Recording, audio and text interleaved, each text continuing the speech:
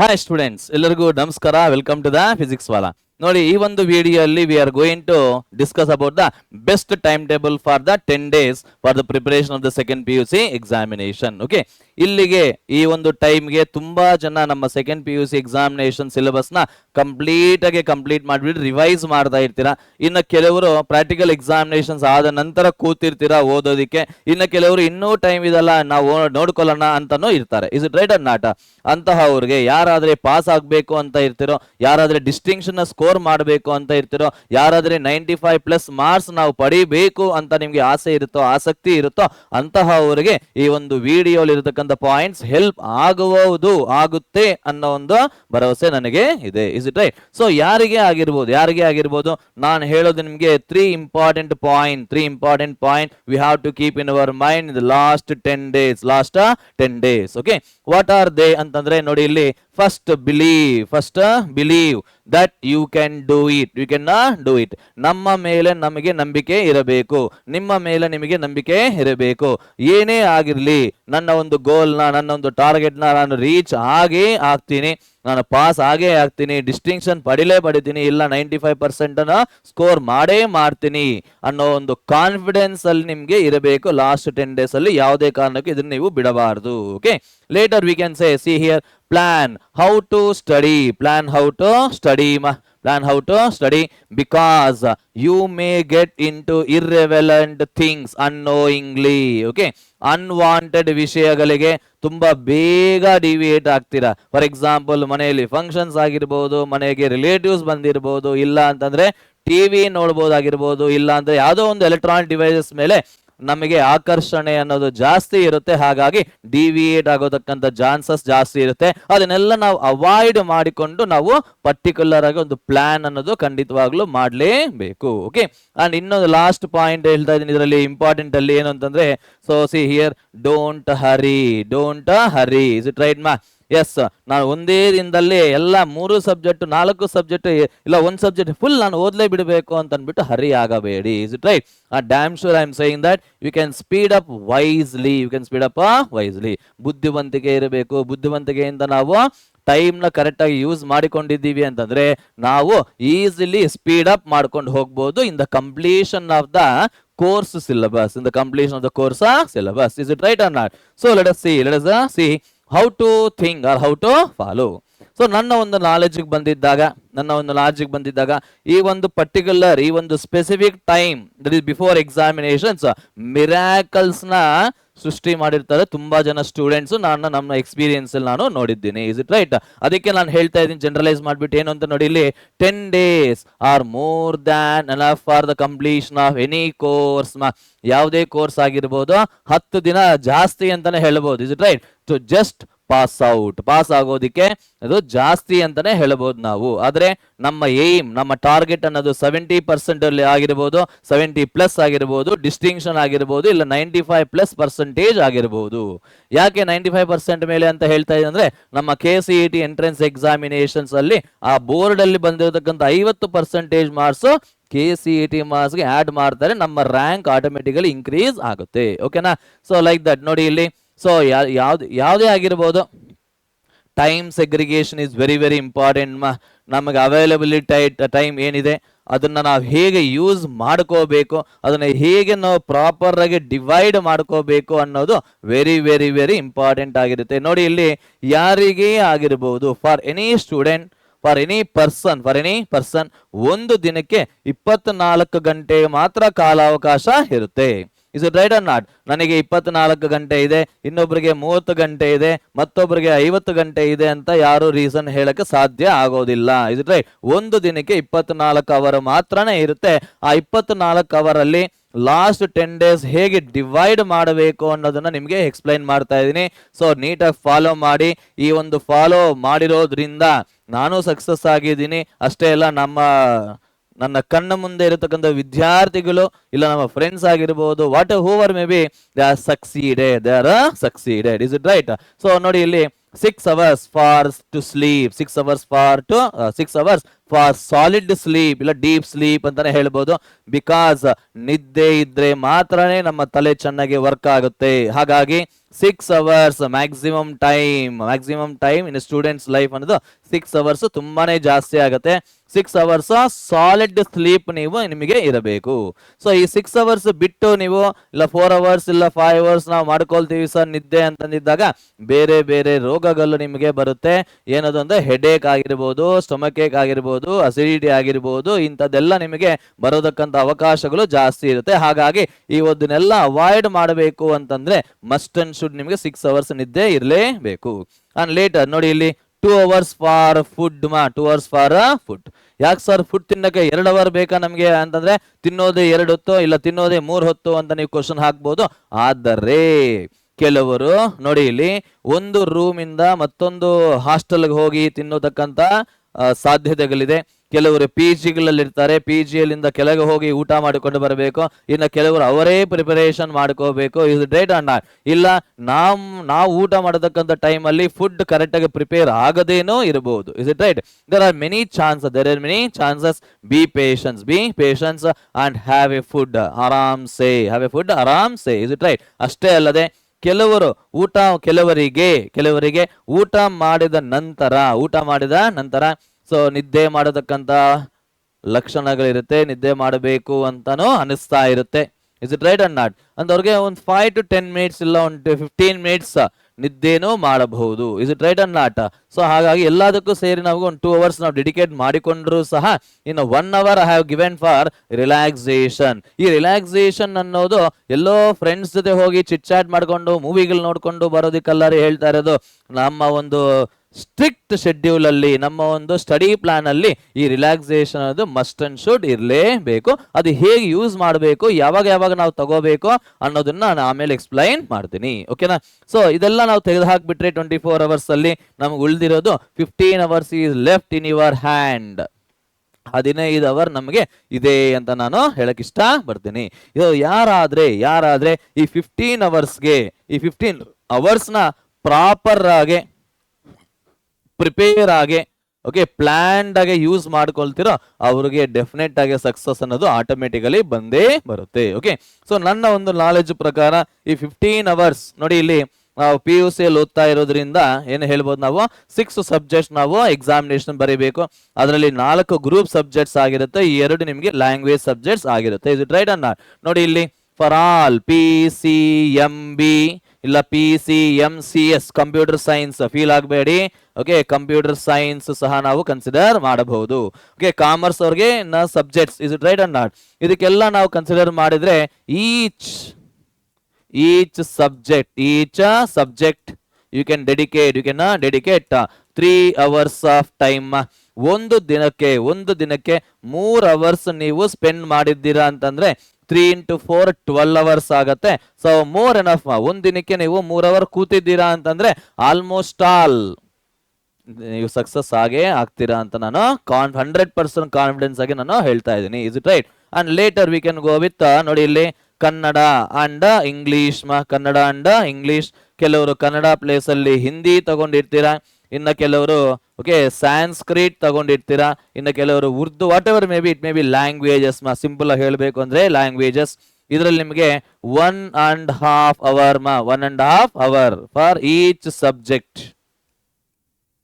1.5 hour each subject ನೀವು ಕೊಟ್ಟು ಓದಿದ್ದೀರಾ ಅಂತಂದ್ರೆ definitely I am promising you can score a 95+ marks ಅಂತಾನೆ ಹೇಳ್ಬೋದು.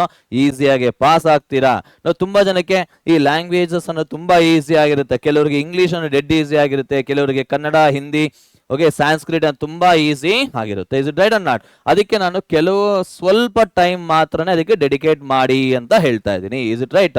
ಸೊ ನೋಡೋಣ, ಈ ಒಂದು ಟೈಮ್ ಅಲ್ಲಿ ನಾವು ಹೇಗೆ ಏನ್ ಪ್ಲಾನ್ ಮಾಡ್ಕೋಬೇಕು, ಏನೇನ್ ಪಾಯಿಂಟ್ಸ್ ನಾವು ನಮ್ಮ ಮೈಂಡ್ ಅಲ್ಲಿ ಇಟ್ಕೊಂಡು ನಾವು ಓದ್ಬೇಕು ಅನ್ನೋದನ್ನ ಹೇಳ್ತಾ ಇದ್ದೀನಿ. ಕಾನ್ಸಂಟ್ರೇಟ್ ಮಾಡಿ. First of all we have to think about prioritise your subjects. Okay, ನಮ್ಗೆ ಏನೇನ್ ಸಬ್ಜೆಕ್ಟ್ಸ್ ಇದೆ, PCMB ಜೊತೆ PCMCS ಆಗಿರ್ಬೋದು, ಹಿಸ್ಟ್ರಿ, ಆರ್ಟ್ಸ್ ಅವ್ರು ಆಗಿರ್ಬೋದು, ಕಾಮರ್ಸ್ ಆಗಿರ್ಬೋದು, what ever it may be, prioritise ಇವರ ಸಬ್ಜೆಕ್ಟ್ಸ್ ಏನೇನು ಸಬ್ಜೆಕ್ಟ್ಸ್ ಇದೆ ಅಂಡ್ ಅದರಲ್ಲಿ ಇಂಪಾರ್ಟೆಂಟ್ ನೋಡಿ ಇಲ್ಲಿ we have to identify most challenging topics most challenging topics. ತುಂಬಾ ಜನಕ್ಕೆ ಮ್ಯಾಥ್ಸ್ ಮತ್ತು ಫಿಸಿಕ್ಸ್ ತುಂಬಾ ಡಿಫಿಕಲ್ಟ್ ಇರುತ್ತೆ, ಕೆಲವರಿಗೆ ಕೆಮಿಸ್ಟ್ರಿ ಡಿಫಿಕಲ್ಟ್ ಇರುತ್ತೆ, ಕೆಲವರಿಗೆ ಬಯಾಲಜಿ ಅನ್ನೋದು ಡಿಫಿಕಲ್ಟಿ ಇರುತ್ತೆ. ಹಾಗಾಗಿ so we have to identify the most challenging subjects as well as most challenging topics and concentrate on those topics. ಹಾಗಂತ ಬೇರೆ ಟಾಪಿಕ್ಸ್ ನೆಗ್ಲೆಕ್ಟ್ ಮಾಡಬೇಡಿ, ನೆಗ್ಲೆಕ್ಟ್ ಮಾಡಿ ಅಂತ ನಾನು ಹೇಳ್ತಾ ಇಲ್ಲ. we have to concentrate but you give more preference for this challenging topics here. ಅಷ್ಟೇ ಅಲ್ಲ, most weightage chapters in your examinations. Already ತುಂಬಾ ಜನ ಈ ನಡುವೆ ಸ್ಟೂಡೆಂಟ್ಸ್ ಅಂತೂ ತುಂಬಾ ಬುದ್ಧಿವಂತಿಗೆ ಇದ್ದಾರೆ, ಸೊ ನಿಮ್ಗೆ ತುಂಬಾ ಬುದ್ಧಿ ಇದೆ. ಹಾಗಾಗಿ ಫಸ್ಟ್ ನೀವು ನೋಡೋದೇ blueprints. Is it right or not? Blueprint ನ ನೀವು ನೋಡ್ತೀರಾ, ಆ ಬ್ಲೂ ಪ್ರಿಂಟ್ ಪ್ರಕಾರ ಯಾವ ಚಾಪ್ಟರ್ಗೆ ಎಷ್ಟು ಮಾರ್ಕ್ಸ್ ಅಲಾಟ್ ಆಗಿರುತ್ತೆ ಅಂತ ಗೊತ್ತಾಗುತ್ತೆ. ಸೊ ಅಂತಹ ಒಂದು ಚಾಪ್ಟರ್ಸ್ ಮೇಲೆ ನೀವು ಹೆಚ್ಚು ಕಾನ್ಸಂಟ್ರೇಟ್ ಮಾಡಬೇಕು. Is it right? ನೋಡಿ, ಪೇಪರ್ ಫುಲ್ ಆಫ್ ಚಾಯ್ಸಸ್ ಯಾವುದೇ ಪೇಪರ್ ತಗೊಂಡಿದ್ರು ಸಹ ನಿಮ್ಗೆ ಹಾಫ್ ಆಫ್ ದ ಅಂದ್ರೆ 50% ಆಫ್ ಚಾಯ್ಸ್ ಒಂದು ಡೆಫಿನೆಟ್ ಆಗಿ ಇದ್ದೇ ಇರುತ್ತೆ. Is it right?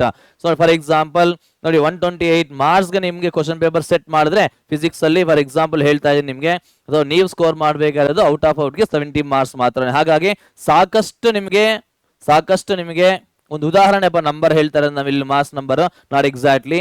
So see here, ಸಾಕಷ್ಟು ನಿಮಗೆ ಅವಕಾಶಗಳಿರುತ್ತೆ. We can score a good marks and we can score out of out.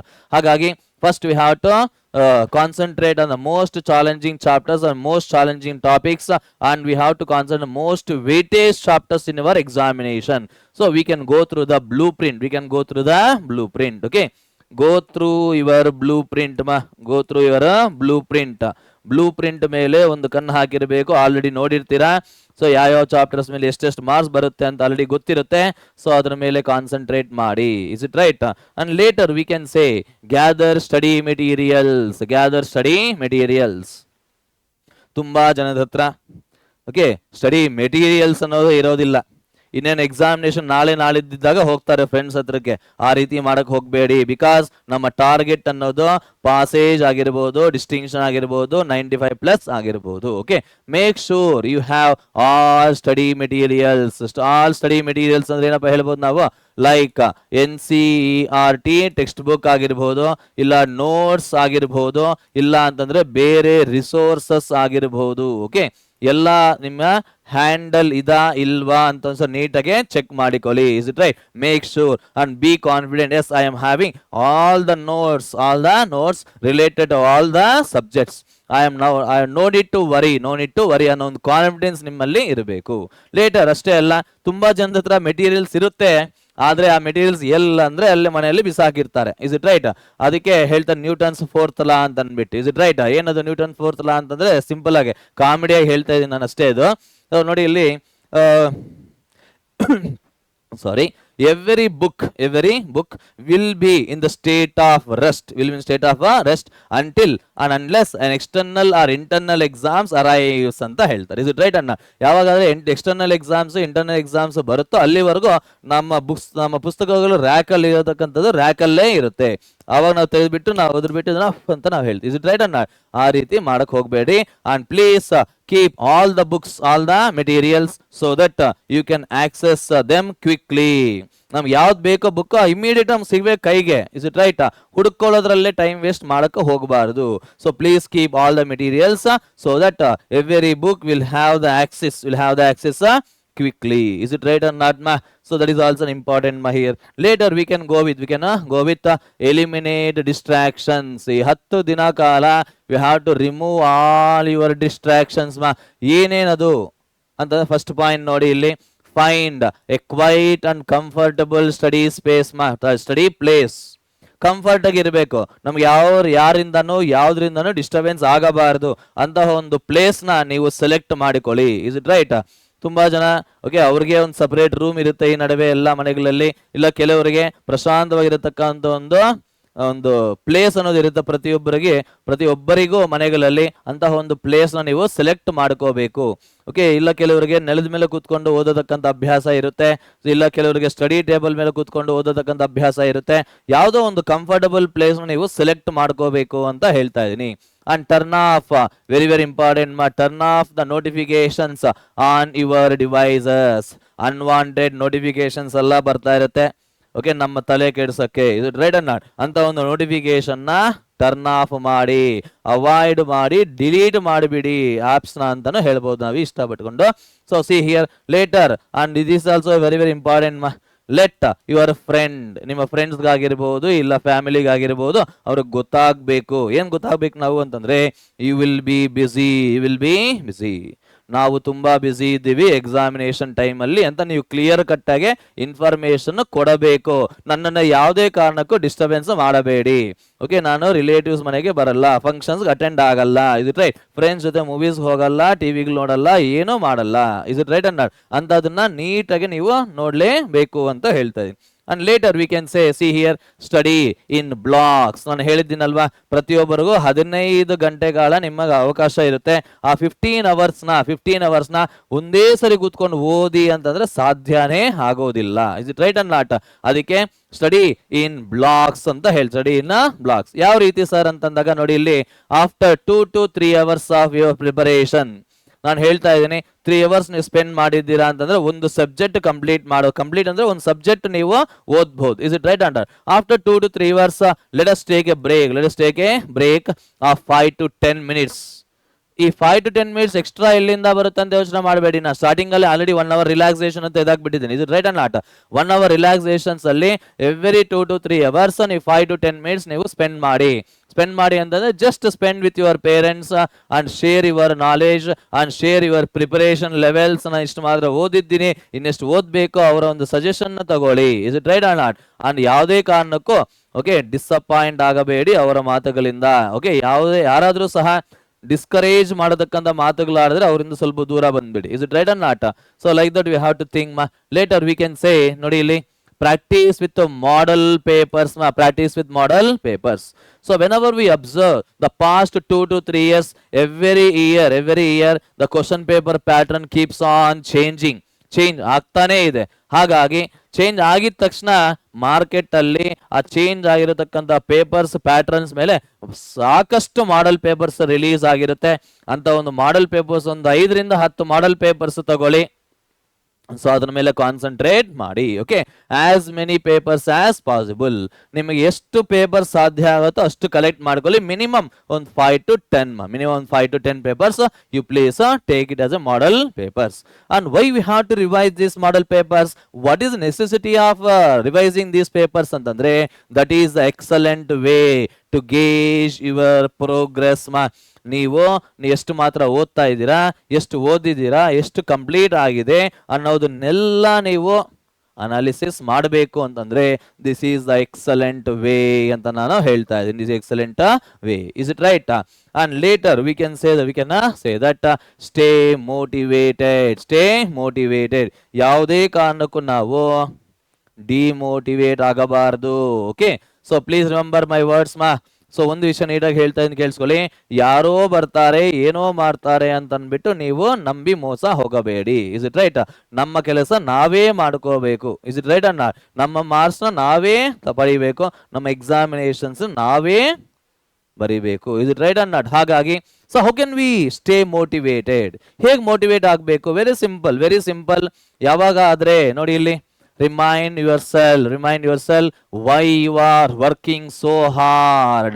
ಯಾಕೆ ನಾನು 15 hours ಸ್ಪೆಂಡ್ ಮಾಡ್ತಾ ಇದ್ದೀನಿ, ಯಾಕೆ ನಾನು 16 hours ಕೂತ್ಕೊಂಡು ಓದ್ತಾ ಇದ್ದೀನಿ ಅನ್ನೋದನ್ನ ಒಂದ್ಸರಿ ದಿನಕ್ಕೆ ಇಲ್ಲ ಅವಾಗ ಸಾಧ್ಯ ಹೋದ್ರೆ ಹಾಫ್ ಎ ಡೇ ಒಂದ್ಸರಿ ರಿವೈಸ್ ಅಂದ್ರೆ ರಿಮೈಂಡ್ ಮಾಡ್ಕೊಳ್ತಾ ಇರಿ. Why I am struggling this much, why I am working so hard ಅನ್ನೋದ್ರ ಬಗ್ಗೆ ಯೋಚನೆ ಮಾಡ್ತಾ ಇರಿ, is it right and not? And ಅಷ್ಟೇ ಅಲ್ಲ, visualize your goals and the benefits of completing your syllabus on time, is it right? ನೋಡಿ visualise, ನಿಮ್ಮ goals ನೀವು ಸೆಟ್ ಮಾಡ್ಕೊಂಡಿರ್ತೀರಾ, ಆ ಗೋಲ್ಸ್ ನ ಒಂದ್ಸರಿ ನೆನಪಿಸ್ಕೊಳ್ಳಿ. Is it right? ವಿಜುವಲೈಸ್ ಮಾಡಿಕೊಳ್ಳಿ. ಎಸ್, ನಾನು ಸಿಲೆಬಸ್ ಕಂಪ್ಲೀಟ್ ಮಾಡೋದ್ರಿಂದ ಏನೇನು ನಿಮ್ಗೆ ಬೆನಿಫಿಟ್ಸ್ ಸಿಗುತ್ತೆ, ಏನೇನು ಅಡ್ವಾಂಟೇಜಸ್ ಸಿಗುತ್ತೆ ಅನ್ನೋದನ್ನೆಲ್ಲ ಒಂದ್ಸರಿ ವಿಜುವಲೈಸ್ ಮಾಡಿಕೊಳ್ಳಿ. ಅವಾಗ ಏನಾಗುತ್ತೆ ನಿಮ್ಗೆ ಅಂದ್ರೆ ಆಟೋಮೆಟಿಕಲಿ ಸೆಲ್ಫ್ ಮೋಟಿವೇಟ್ ಆಗ್ತೀರಾ, ಸೆಲ್ಫ್ ಮೋಟಿವೇಟ್ ಆಗಿರ್ತೀರಾ. So self motivation is only the best way for the success. Okay, don't wait for anyone. So anyone will come and motivate us. ಯಾವುದೇ ಕಾರಣಕ್ಕೂ ನೀವು ವೇಟ್ ಮಾಡಬೇಡಿ. Self motivation must and should, and you have to develop that self motivation. Okay, later ನೋಡಿ ಇಲ್ಲಿ last but not least ಅಂತಾನೆ ಹೇಳ್ಬೋದು ನಾವು. ಏನಂದ್ರೆ stay positive and maintain A can do attitude. ನಾನು ಏನು ಬೇಕಾದ್ರೂ ನಾನು ಸಾಧಿಸ್ತೀನಿ ಅನ್ನೋ ಒಂದು ಸೆಲ್ಫ್ ಆಟಿಟ್ಯೂಡ್ ಅನ್ನೋದು ಇರಬೇಕು. ಕಾನ್ಫಿಡೆನ್ಸ್ ಅನ್ನೋದು, ಪಾಸಿಟಿವಿಟಿ ಅನ್ನೋದು ಇರಬೇಕು. You have to maintain that positivity. Then only you will get success in your life or in your path ಅಂತ ನಾವು ಹೇಳ್ತಾ ಇದ್ದೀನಿ. And later we can say that ನೋಡಿ ಇಲ್ಲಿ periodically review what you have learned to reinforce your memory. Okay, ನಾವು ಎಷ್ಟೇ ಓದಿರ್ಲಿ ಸಹ ಅದು ನಮ್ಮ ಮೈಂಡ್ ಅಲ್ಲಿ ಇರೋದು ಕೆಲವು ಹೊತ್ತೆ ಅಂತ ಹೇಳ್ಬೋದು. ಸ್ವಲ್ಪ ಅವರ್ಸ್ ಮಾತ್ರನೇ ಇರುತ್ತೆ. ಹಾಗಾಗಿ so after the completion of 1 block 3 hours ನಾವು ಮುಗೀತಾ ಇದೆ ಅಂತಂದ್ರೆ 2 hours 45 minutes ಓದಿದ್ದೀರಾ ಅಂತಂದ್ರೆ ಇನ್ 45 minutes ನೀವು ಕೂತ್ಕೊಂಡು ಒಂದ್ಸರಿ ರಿವೈಸ್ ಮಾಡಿಕೊಳ್ಳಿ. ರಿವೈಸ್ ಮಾಡಿಕೊಂಡಿದ್ದಾಗ, ರಿವೈಸ್ ಅಂದ್ರೆ ಹೇಗೆ, ಬುಕ್ ಓಪನ್ ಮಾಡಿ ಅಲ್ಲ, just close your books and close your eyes and just recall what you have learn in today's subject. ಇವತ್ತಿನ ಸಬ್ಜೆಕ್ಟ್ ಅಲ್ಲಿ, ಇವಾಗಿನ ಸಬ್ಜೆಕ್ಟ್ ಅಲ್ಲಿ ನಾನು ಏನು ಓದಿದ್ದೀನಿ, ನಂಗೆ ಎಷ್ಟು ಮಾತ್ರ ನೆನಪಿದೆ ಅನ್ನೋದನ್ನ ಫಾಸ್ಟ್ ಗೆ ರೀಕ್ಯಾಪ್ ಮಾಡಿಕೊಳ್ಳಿ. Is it right? ಅಂಡ್ ಯಾವಾಗ ರೀಕ್ಯಾಪ್ ಮಾಡ್ತಾ ಇರ್ತೀರೋ ಅಲ್ಲೊಂದು ಬೆನಿಫಿಟ್ ಇದೆ. ಏನು ಅಂತಂದ್ರೆ ಯಾವುದೋ ಒಂದು ಪರ್ಟಿಕ್ಯುಲರ್ ಇನ್ಸ್ಟೆಂಟ್ ಅಲ್ಲಿ ನೀವು ಸ್ಟಕ್ ಆಗ್ತೀರಾ ಅಂತಂದ್ರೆ ಅಲ್ಲಿ ನಿಮ್ಗೆ ಆ ಪಾಯಿಂಟ್ ಸ್ವಲ್ಪ ಕನ್ಫ್ಯೂಷನ್ ಇದೆ ಅಂತ ಅರ್ಥ. ಅಂತ ಒಂದು ಟೈಮಲ್ಲಿ ಇಮ್ಮಿಡಿಯೇಟ್ ಆಗಿ ಆ ಪಾಯಿಂಟ್ ನ ತೆಗೆದು ನೋಡಿದ್ದಾಗ ಆಟೋಮೆಟಿಕಲಿ ನಿಮ್ಗೆ ನೆನಪಿರುತ್ತೆ. 100% ಕಾನ್ಫಿಡೆನ್ಸ್ ಇಂದ ನಾನು ನಿಮ್ಗೆ ಹೇಳ್ತಾ ಇದ್ದೀನಿ. Is it right? ಅನ್ನ so that reinforce your memory. ನಿಮ್ಮ ಮೆಮರಿ ಎಷ್ಟು ಮಾತ್ರ ಇದೆ, ನಿಮ್ಮ ability to remember the concepts and to analyse the concepts, to remember the formulas ಎಷ್ಟಿದೆ ಅನ್ನೋದು ನಿಮ್ಗೆ ಗೊತ್ತಾಗಬೇಕು ಅಂತಂದಾಗ revision is place a very important role. After the completion of each and every block with respect to each and every subject. Okay, and please follow these points, and go through it. Definitely we can succeed in your examination. Okay, so I hope ಇದೆಲ್ಲ points ನಿಮ್ಗೆ ಅರ್ಥ ಆಗಿದೆ ಅಂತ ನಾನು expect ಮಾಡ್ಕೊತಾ ಇದ್ದೀನಿ. ಇದನ್ನೆಲ್ಲ ಮನಸ್ಸಿಗೆ ಹಾಕೊಂಡು ನೀಟಾಗಿ ಕೂತ್ಕೊಂಡು ಪ್ರಿಪೇರ್ ಆಗಿ ಡೆಫಿನೆಟ್ ಆಗಿ ಎಕ್ಸಾಮಿನೇಷನ್ಸ್ ಅಲ್ಲಿ ನೈಸ್ ಪರ್ಸೆಂಟೇಜ್ ಇಂದ ಆಚೆಗೆ ಬರ್ತೀರಾ. ಓಕೆ, ಸೊ ಕೊನೆಯದಾಗಿ all the best to the children. I hope this video ತುಂಬಾನೇ ಯೂಸ್ ಆಗಿದೆ ಅಂತ ಅನ್ಕೊಂತೀನಿ. ಯೂಸ್ ಮಾಡಿಕೊಳ್ಳಿ, ಇಲ್ಲ ಮನಸ್ಸಿಗೆ ಹಾಕೊಂಡು ಇನ್ನೂ ಒಂದ್ಸರಿ ಓದಿ, ಡೆಫಿನೆಟ್ ಆಗಿ ಒಳ್ಳೇದು ಹಾಗೆ ಆಗುತ್ತೆ. Okay, all the best for your entrance examination. So with this I am going to end the session and end the video. Thank you very much once again. All the best.